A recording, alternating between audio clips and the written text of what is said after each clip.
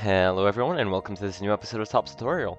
So today is actually going to be on a track that for once was not a suggestion, but was entirely just fueled by me wanting to learn a new track, which was Area 64. I've seen this picked a lot in Mogi VODs and streams, etc., so I figured with the growing popularity of the track, I should probably learn it, especially the neutral bounce at the end, which I'll say was probably the biggest choke point I've had in this grind overall, though after it clicked, it became a really fun track to drive. I might even go ahead and try and get a 150 out of this. Definitely some improvement, especially on lap 3, but regardless, pretty satisfying track to drive overall. Fairly simple once you learn it. Though I will say I don't know if it's really that running heavy from what I've seen. Maybe if you are consistent on the neutral bounce, it's definitely a pretty fair track to run. The shroom cut, it definitely saves a bit. The shroom cut that's around, whoops, I'm missing it. The shroom cut that's around here saves a bit of time, but it's not nearly enough to really make up for what you'd be able to get with the neutral bounce if you're consistent on it shroomless. But regardless of my lack of Mogi experience on it, it was a really fun track to drive. Funny thing is that when I started grinding the track for that day, I didn't even have ESG, so that should tell you how much I was lacking on it before getting this. So to start us off, fairly easy startup. You just get the startup after turning a bit to the right, and then you wheelie a bit, and you hop to the right around here, and you get the wheelie again. If you do this correctly, you should keep 97 speed, which as you can see, I do get. Here you just drift high, get the MT. Here for the spiral, really important, and that's also why this spiral is such a good backing spot online.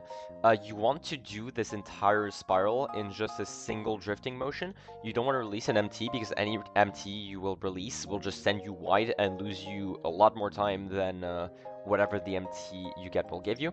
So you just do this in one full drifting motion. Since you don't really need to do like soft drifting or anything like that to charge MT faster, you can stay on the edge here and just do quick flicks to the left. As you can see right here on the side, do just quick flicks to the left to stay on as tight as possible.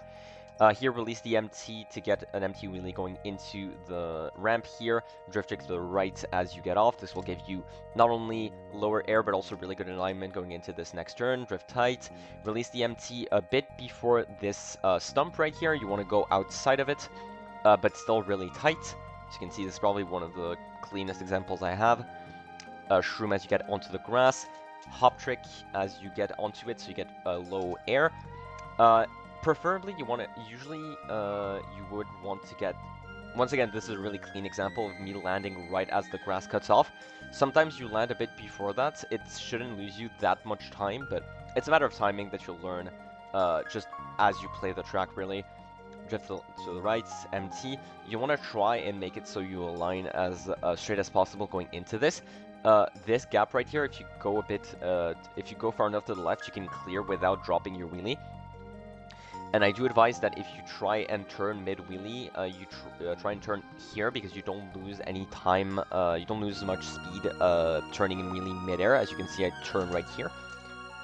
I do lose a bit of speed simply because I'm still turning as I land, but that's probably the best shot you'll have at turning in your wheelie. As you can see, still really tight. And finally, an important part of this neutral bounce at the end right here is the setup. I kind of fucked it up lap 1, but I managed to make up for it. You want to get as low air as possible on those mushrooms, on those UFOs. And really neat trick that the track creator did was actually he highlighted where you want to land to get low air, which is that blue area right here in the middle. You want to land right on top of it. That will give you pretty low air and gives you really good alignment going into the neutral bounce. As you can see, I get it on the first one, but on the last one, I clip a bit behind it, so I get sent high. Luckily, not high enough to land like on the ramp, which would kill the neutral bounce setup. I do lose a bit of time on it, but it's not that drastic. You want to land into a drift, into a left drift here, so you want to align a bit to the right beforehand. But the neutral bounce here is probably the hardest part of this track, and many of your runs are going to die to it. There are multiple methods to it. The two methods that I've seen, so first off, you want to trick here, you just want to trick here, not a TF or anything.